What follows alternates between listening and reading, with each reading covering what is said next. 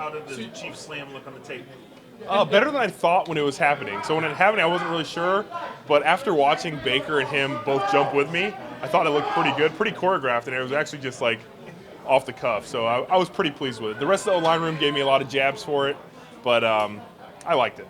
Better airtime than I thought, too. Right. I was floating. I mean, obviously I'm not as high as David. He's like one of the highest verts of all time.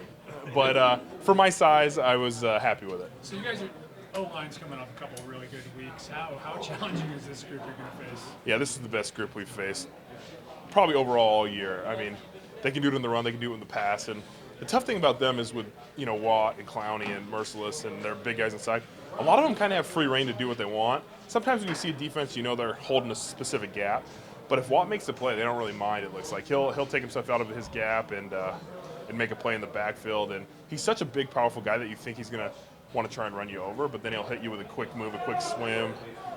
They're a talented group, and it's definitely going to be a good test for us. Is it pretty unusual to see a team kind of freelance like that? And is that just because of how, like you said, what kind of... Usually it's the good players. So you see guys like J.J. Watt, you see guys like Aaron Donald.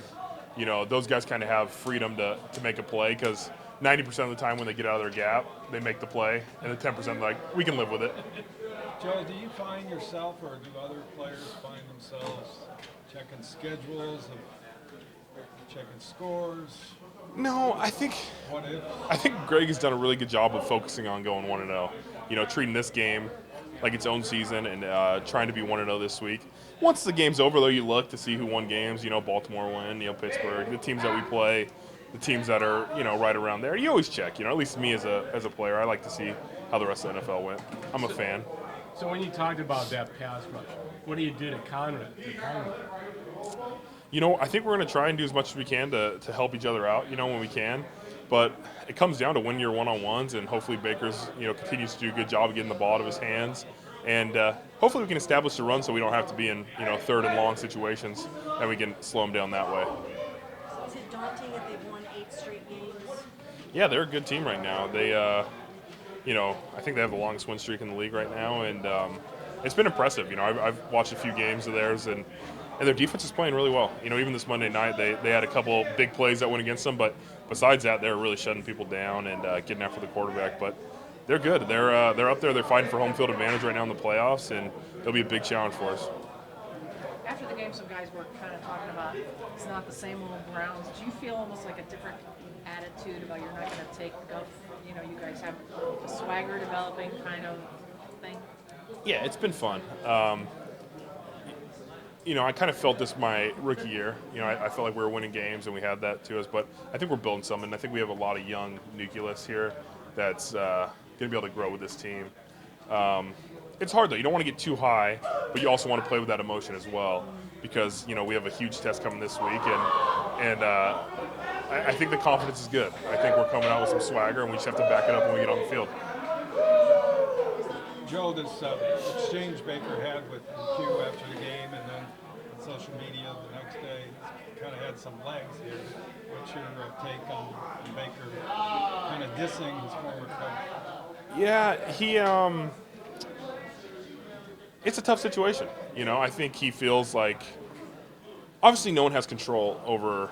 Hue Jackson got fired from the Cleveland Browns. He has the right to go to any other team he wants. He felt comfortable in Cincinnati.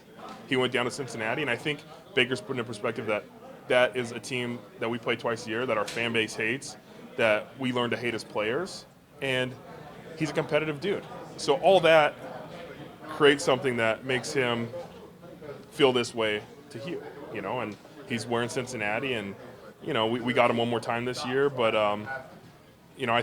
I think talking to Baker and being in meetings with him, I think he's past that now, and I think he's, ready to go play Texans. He said that that's the way he's going to treat it, and that's how he thinks the team should treat it too. Is that how you're going to treat it going forward? How?